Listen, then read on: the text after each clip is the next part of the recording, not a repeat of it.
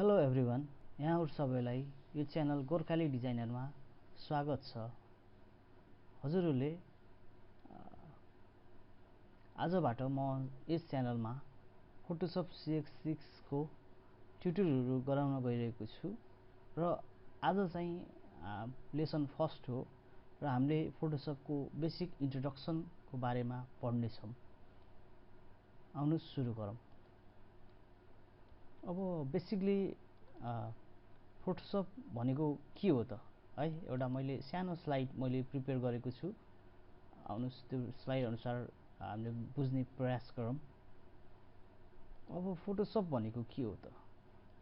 Photoshop भनेको एउटा raster base or pixel base software हो है, जसको हेल्पले हामीले फोटो एडिटिङ गर्न सक्छौं र इमेजहरु क्रिएसन गर्न सक्छौं। डिफरेन्ट किसिमको इमेजहरु बनाउन सक्छौं है, अनि ग्राफिक डिजाइनिङ पनि गर्न सक्छौं। यो एउटा चाहिँ एडोब कम्पनीले बनाएको पावरफुल ग्राफिकल सफ्टवेयर भनौं न, यो चाहिँ एउटा एडोब फोटोशप हो है। अनि अर्को प्रश्न आउन सक्छ, फोटोशप चाहिँ के को लागि युज हुन्छ त? बेसिकली फोटोशप चाहिँ युज हुने भनेको फोटोग्राफहरु एडिटिङ गर्नलाई, फोटोमा चाहिँ हैन भेरियस किसिमको इफेक्ट्सहरु हाल्न, जस्तै ब्ल्याक एन्ड व्हाइट गराउनु पर्यो अथवा चाहिँ हैन फोटोमा चाहिँ केही म्यानिपुलेसन गर्नु पर्यो, फोटोको कलर चेन्ज गर्नु पर्यो, क्रप गर्नु पर्यो एक्सेट्रा भनेको फोटो एडिटिङ गर्नको काम लाग्छ। अनि कम्पोजिटिङ डिजिटल आर्ट पनि गर्न है। कम्पोजिट डिजिटल आर्ट भनेको डिजिटल आर्टहरु गराउनको लागि त्यसमा चाहिँ हैन इमेजको कम्बिनेसन, इमेज टेक्स्टहरु हैन डिफरेन्ट शेप्सहरु युज गरेर पनि त्यस्तो किसिमको पनि गराउन चाहिँ फोटोशप युज हुन्छ। अर्को एनिमेसनहरु, अर्को एनिमेसन बेसिक साधारण किसिमको एनिमेसन पनि फोटोशपबाट बनाउन सकिन्छ। र अर्को ग्राफिक डिजाइनिङ, भेरियस किसिमका ग्राफिक डिजाइनिङहरु पनि यसबाट गर्न सकिन्छ। जस्तै फोटोशप युज गरेर हामीले लोगो बनाउन सकिन्छ है, लोगो बनाउन सक्यो, भिजिटिङ कार्ड बनाउन सक्यो, ब्राउजर बनाउन सक्यो एक्सेट्रा एक्सेट्रा। तपाईले यसको मोर डिटेल्स हजुरले गुगल गर्नु होला। अनि अर्को प्रश्न आउँछ, मोस्टली फोटोशप चाहिँ कुन फिल्डमा युज हुन्छ त? बेसिकली फोटोग्राफीमा युज हुन्छ है। बेसिकली फोटोग्राफरहरुले चाहिँ फोटोशप युज गर्छन्।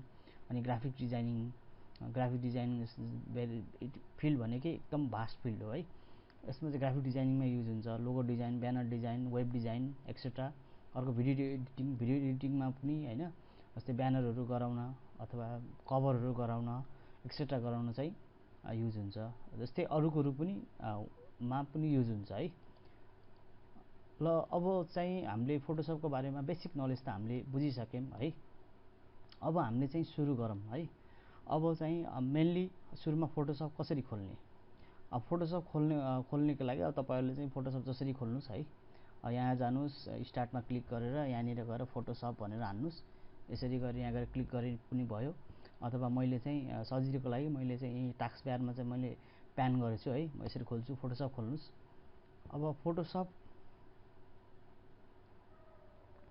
अब यो फोटोशप खुल्यो है। अब फोटोशप खुलिसकेपछि अब सुरु नयाँ डकुमेन्ट खोल्न कसरी गर्ने त? फाइलमा जानुस्, यहाँ न्यूमा गर्नुस् अथवा CTRL+N कन्ट्रोल की +N एकैचोटी प्रयोग गर्नुस्। न्यूमा गरिसकेपछि एउटा यो न्यूको विन्डो आउँछ है। अनि यो विन्डोमा हामीले विशेष गरी ध्यान पुर्याउनु पर्ने भनेको प्रिसेट भनेको त्यसको साइज बुझ्नुस्। अब क्यानभासको साइज कत्रो हुने त है त, त्यसमा बुझ्नुस्। अब यसमा चाहिँ अब सपोज वेब छ है। अब यहाँ हेर्नुस्, मैले चाहिँ अहिलेको लागि मैले वेब भनेर सेलेक्ट गर्छु। तपाईले कस्टम पनि गर्न सक्नुहुन्छ। कस्टम भनेको तपाई आफैले चाहिँ विड्थ चाहिँ आफैले दिने, विड्थ भनेको चाहिँ त्यसको मोटाई है, मोटाई, अनि हाइट भनेको त्यसको लम्बाई पनि तपाईले आफैले चाहिँ दिनुपर्ने हुन्छ है। तर मैले बेसिकली अहिलेको लागि मैले वेब भनेर गर्छु। अनि वेबमा पनि तपाईले डिफरेन्ट साइजहरु हुन्छ, यो साइज अनुसार मैले चाहिँ यो साइज मैले सेलेक्ट गरे है। अनि कलर मोड तपाईले ख्याल गराउनु पर्ने हुन्छ। कलर मोड भनेको तपाईले RGB भनेको बेसिकली वेबलाई डिजाइनिङ गर्दै हुनुहुन्छ अथवा चाहिँ ग्राफिक भनौं न डिजिटल आर्टहरु गर्नु हुँदैछ भने तपाईले RGB सेलेक्ट गर्नुस्। यदि तपाईले प्रिन्टिङको लागि काम गर्नुहुन्छ भने तपाईले CMYK सेलेक्ट गर्नुस् है। अनि अर्को छ यो ब्याकग्राउन्ड कन्टेन्ट्स। तपाईको क्यानभासको त्यसको ब्याकग्राउन्ड कस्तो हुने त? व्हाइट हुने कि ब्याकग्राउन्ड कलर हुने कि ट्रान्सप्यारेन्ट हुने है, तपाईले आफैले डिसाइड गर्न सक्नुहुन्छ। अहिलेको लागि मैले व्हाइट भनेर मैले चाहिँ सेलेक्ट गर्छु है। अब अर्को छ एडभान्स, हामीले चाहिँ यो अहिले हेर्दैनौं है। अब यहाँ चाहिँ अब ओके गर्नुभयो भने तपाईले चाहिँ यसरी देख्नुहुन्छ। यो जुन यो व्हाइट पार्ट देखिरहेको छ यो क्यानभास हो। अझै हजुरहरूलाई मैले अझै राम्रो तरिकाले बुझाउन, यसको सेक्सन्स बारेमा बुझाउन मैले आफैले एउटा प्रिपेयर गरेको छु एउटा फोटो है। तपाईँले त्यो फोटो हेर्नुभयो भने तपाईँले राम्रोसँग चाहिँ तपाईँले चाहिँ गर्न सक्नुहुन्छ है। अहिलेलाई यो यसमा चाहिँ ग्रिड आइरहेछ, ग्रिड हटाउन भ्यूमा गएर एक्स्ट्रामा गरेपछि ग्रिड हट्छ।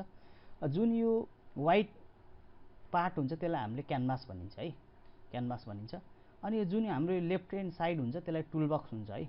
यो जुन साइड छ यसलाई टुलबक्स हुन्छ। यसलाई चाहिँ हामीले यो यहाँ क्लिक गर्ने बित्तिकै हाम्रो सिंगल लाइनमा बन्छ है। यहाँ क्लिक गरिसकेपछि यसले बन्न सकिन्छ।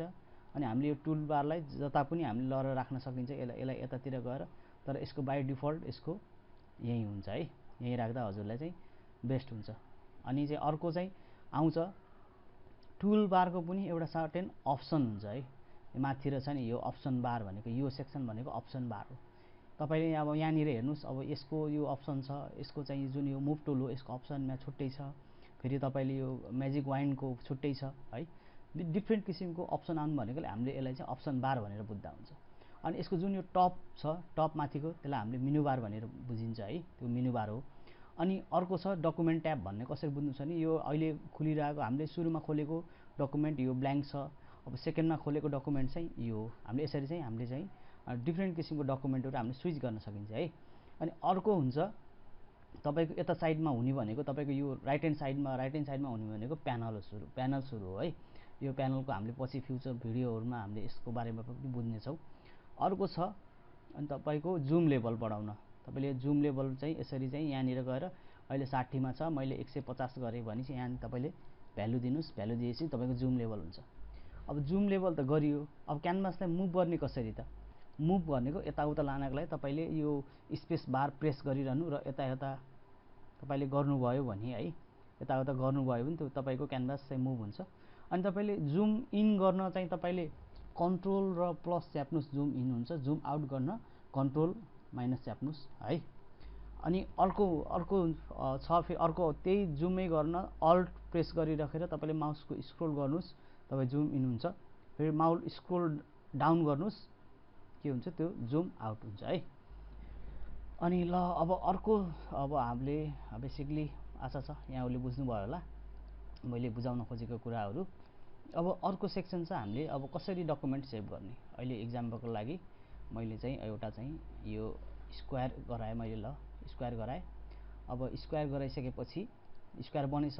अब यसलाई मलाई कतै लोकेसनमा सेभ गर्न पर्यो है। अब त्यसको लागि के गर्ने, तपाईले फाइलमा गएर तपाईले यहाँ गएर सेभ गरेर पनि गर्न सक्नुहुन्छ, अथवा कन्ट्रोल एस हानेर तपाईले त्यो पनि गर्न सक्नुहुन्छ है। सेभ गरौँ। सेभ गरिसकेपछि मैले यहाँनिर गर्छु है। अब यहाँनिर त्यसको चाहिँ बाइ डिफल्ट पीएचडी हुन्छ। पीएचडी भइसकेपछि lesson 1 learning basics of Photoshop भनेर नाम दिनुस्। मैले चाहिँ अहिले सरी तपाईले जे आफूले चाहेको नाम दिनुस्। मैले Photoshop learning basics of Photoshop भनेर नाम दिन्छु। अब यसलाई सेभ गर्नुस्। सेभ गरिसकेपछि अब हाम्रो सेभ भयो है।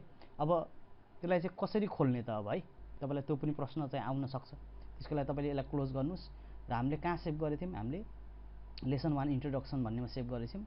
अब यहाँनिर हेर्नुस्, यी लर्निङ बेसिक्स अफ फोटोसप भनेर यहाँ आछ। अब यसलाई चाहिँ खोल्नलाई राइट क्लिक गरेर ओपन गर्नुस् है। ओपन गरिसकेपछि तपाईको चाहिँ हामीले जे गराएको थियौँ त्यो चाहिँ यहाँनिर देखिएको छ है। यस्तै हो। आजको लागि यति नै पढौँ। किनभने मैले चाहिँ भिडियो सक्दो चाहिँ सर्ट गराउने मैले प्रयास गरिरहेको छु है। आउँदा दिनमा म अरू कुरो पनि अरू टपिक 1 बाइ 1 कभर गर्नेछु। ल आशा छ यहाँहरूलाई मेरो ट्युटोरियल मन पर्यो होला। यदि मेरो ट्युटोरियल मन पर्यो भने कृपया मेरो च्यानललाई सुरुमा सब्स्क्राइब गर्नुस् है। अनि बेल आइकनलाई दबाउनु। त्यो गर्नुभयो भने तपाईले मेरो भिडियोहरुको नोटिफिकेसन पाउनुहुन्छ। अनि मेरो भिडियोलाई सक्दो लाइक गरौँ, शेयर गरौँ। Thank you very much.